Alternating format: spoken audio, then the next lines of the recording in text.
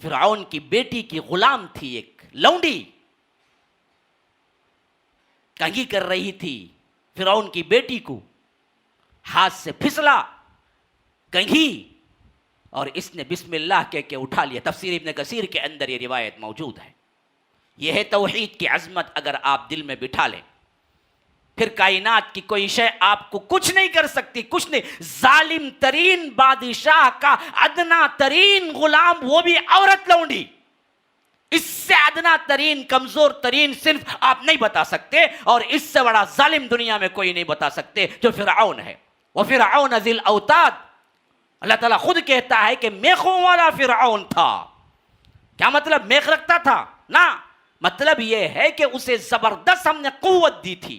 لوہا جس طرح مضبوط ہوتا ہے اس طرح وہ مضبوط تھا، یہاں تک کہ اپنی مضبوطی کے بنیاد پر اس نے اپنے آپ کو انا ربکم الاعلی کہا کہ میں تم سب کا سب سے بڑا رب ہوں، کہا کہ میرے ہی حکم سے دریائے نیل جاری ہوتا ہے، جب چاہتا جس کو چاہتا قتل کرتا، جس کو چاہتا چھوڑتا۔ کوئی اپوزیشن پارٹی نہیں تھی، یہ جھنڈے والے پارٹیاں نہیں تھے کہ اس پر کوئی اپوزیشن پارٹی آئے یا کچھ کہے۔ یذبح ابناءہم ویستحیی نساءہم، چاہے تو قتل کر دے چاہے تو چھوڑ دے۔ ایسا زبردست فرعون، اس کے مقابلے میں اتنی کمزور سی ایک عورت جو اس کی بیٹی کی لونڈی ہے، کنگھی گری، اٹھایا تو لفظ بسم اللہ زبان پر، پوچھا یہ کیا ہے؟ کہا کہ یہ میرے رب کا نام ہے۔ اس نے کہا کہ میرا رب؟ تمہارا رب تو میرا باپ ہے فرعون، یہ کون سا نیا رب تلاش کر لیا؟ کہا کہ نہ، تمہارے باپ کا اور تمہارا میرا سب کا رب رب العالمین ہے، اللہ ہے۔ بس یہ کہنا تھا، فرعون کے سامنے لا کے کھڑا کر دیا گیا۔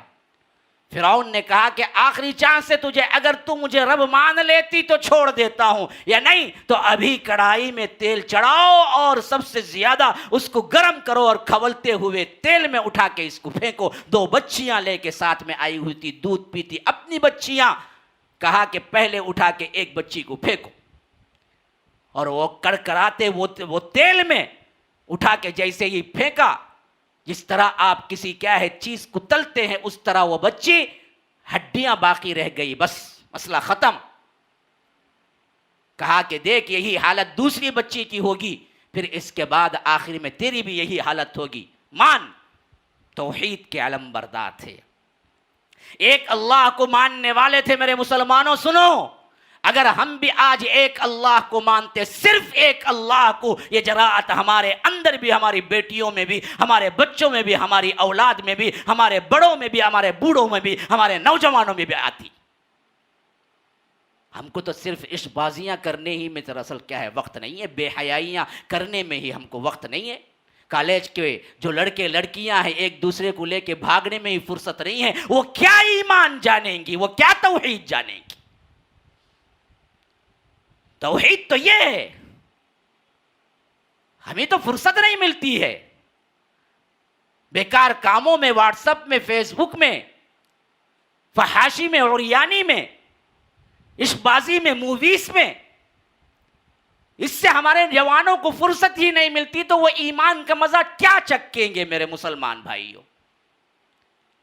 ایمان تو اس چیز کا نام ہے کہ اس نے ایک بچی کو پھینکا، جس طرح مرغی تل کے نکالتے ہیں اسی طرح بچی کی ہڈیاں باہر آئی، بس گوشت وغیرہ سب کا سب الگ ہو گیا۔ دوسری کو پھینکنا تو ماں کا دل لرز گیا،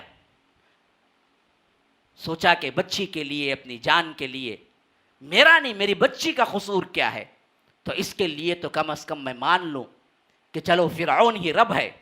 یہ خیال آنا تھا، اور تھوڑا سا قدم ڈگمگائے پیچھے، وہ دودھ پیتی شیرخوار بچی بول اٹھی کہ اماں میری فکر نہ کرو، ہم دونوں جنت میں رہیں گے، لے جاؤ مجھے بھی ساتھ میں۔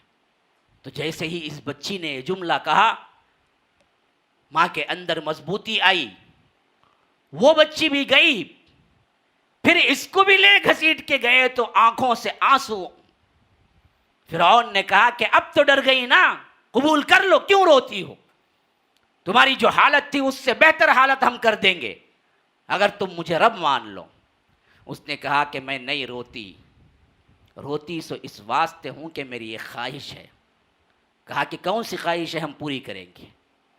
کہا کہ ایسا کرو، ہم جب پورے کے پورے مر جائیں گے اور ہمارے گوشت اس ہانڈی کے اندر ٹکڑے الگ، ہڈیاں الگ ہو جائیں گی، تو ہمارا جو کچھ بھی ملبہ ملتا ہے، ہمارا جو کچھ بھی آخری بدن کا حصہ ملتا ہے، دیکھو ہمیں الگ الگ نہ دفن کرنا، میری دونوں بچیوں اور مجھ کو ملا کے ایک ہی جگہ دفن کرنا، بس اتنی خواہش ہے۔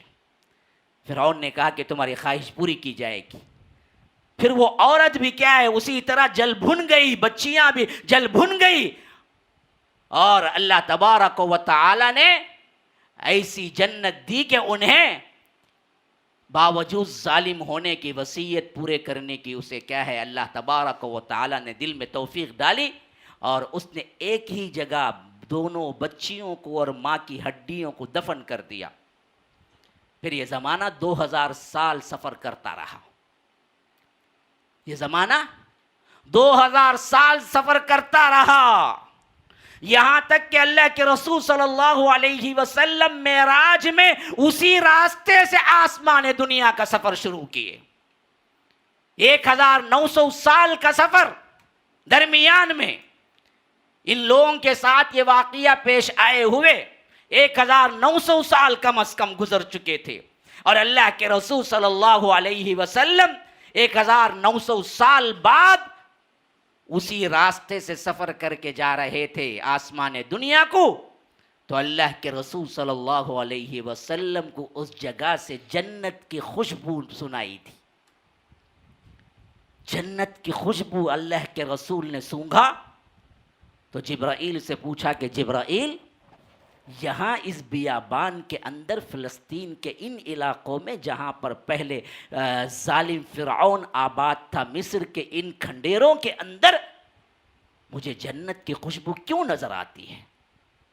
کہا کہ اللہ کے رسول، یہاں پر وہ بچیاں وہیں دفن ہیں، ان کی ہڈیاں وہیں دفن ہیں، جس دن وہ دفن ہوئی اس دن سے لے کر آج تک یہی جنت کی خوشبو ان کی قبروں سے آ رہی ہے۔